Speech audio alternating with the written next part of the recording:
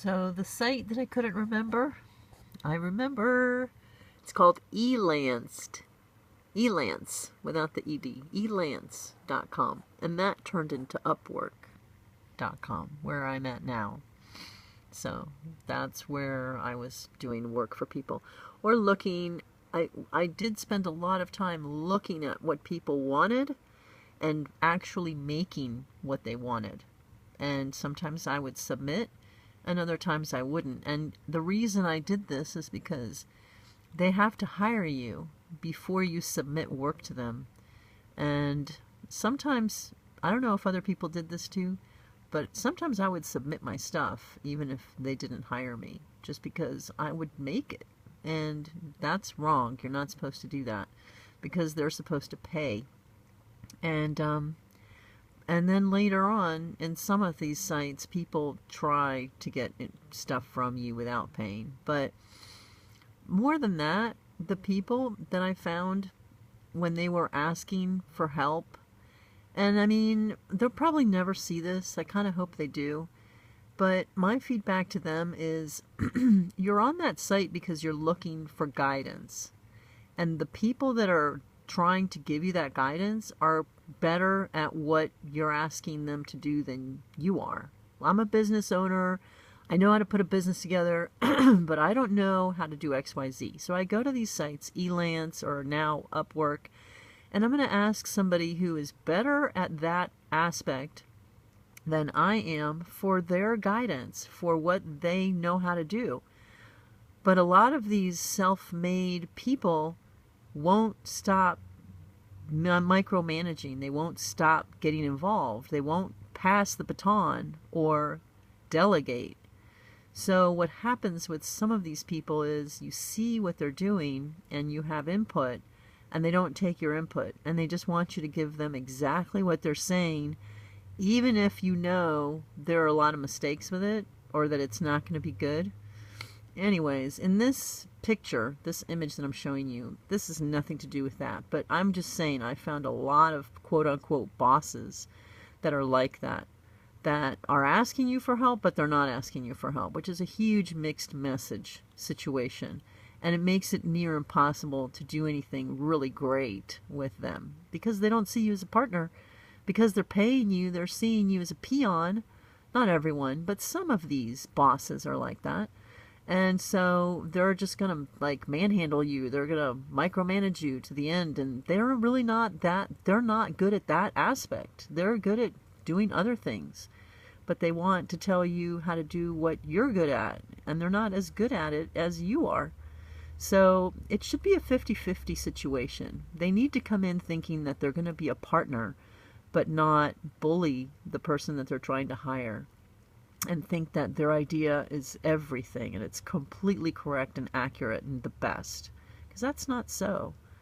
And I just really hope that if they see this, I really hope it sinks into their mind, because they're cheating themselves. They're asking someone for help and they're not going to be able to get it, even though they're paying, because of their mindset, which is a shame. So anyways, I'll get off my soapbox. And this is a picture that was on one of those advertisements for looking for people to help them. And I was really excited about this concept of theirs and mine. So they showed you a card that they wanted you to make. And I substituted their card with my card. And my card did what they wanted to do. It showed the colors of what they wanted with the icon that they wanted, that pirate. They wanted something, they wanted a brand is what they wanted. And they wanted to improve the brand that they had. And they gave very specific things that they wanted for it. And I was more than happy. We're always more than happy to give you what you want, just in general. It's just that with some people, not with this person, but with some people, you see something better for them. And some people are not willing to accept that. But anyways, this person had a very good, in my opinion, I was getting excited. And I was like, yeah, I want to work with these people and I want to do this. And I made the card for them, which is going to be clear, just like you see on this picture. So it's a picture It's a card that looks like a phone. It looks like a phone with the screen on, and their app is showing on it. So it's like an iPhone, and it's already got their app on it, and it's clear. And I thought that was really cool, and I thought that was a good idea. And so I made it, and I don't think I ever sent it to them. I think they hired someone else. But I still do a lot of these projects, even if they don't go back to the business owner. And if they don't hire me, I just put it aside. But sometimes I use it for my portfolio, like I did this one, because I thought this was a really cool idea for a business card. But anyways, and I don't mean to get all in people's faces about that other stuff, but it's frustrating because, you know, you're out there, you're trying to find work, and it's legitimate what you're trying to do, and you're trying to really improve someone's business. You want them to do well. And sometimes when people create obstacles, it can be kind of annoying. So this is why I get a little bit stressed about it, because I want what's best for them, and I want it to be fun, a fun job. So that means that I have to come on as a partner. And I'm not saying that I'm going to get into the whole business aspect, but if they're looking for something that they want to delegate to someone else, then they have to do that. They have to delegate. There was something else I wanted to show you, and that touches on animation. So the book that I was working on with Stephen J. Goodson, and it was also co-written by Billy Fox. I don't want to ignore the other author. But I ended up, for school, on TV app, which is another program for animation, I made the crux of his book.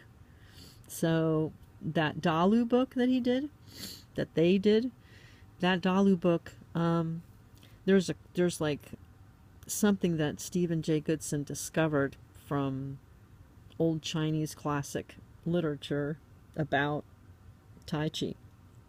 And he kind of pulled it out because he knew Chinese, and he read the original information. So he kind of discovered something that might have otherwise been left kind of under a rock, that didn't get transferred over to future generations of Tai Chi people.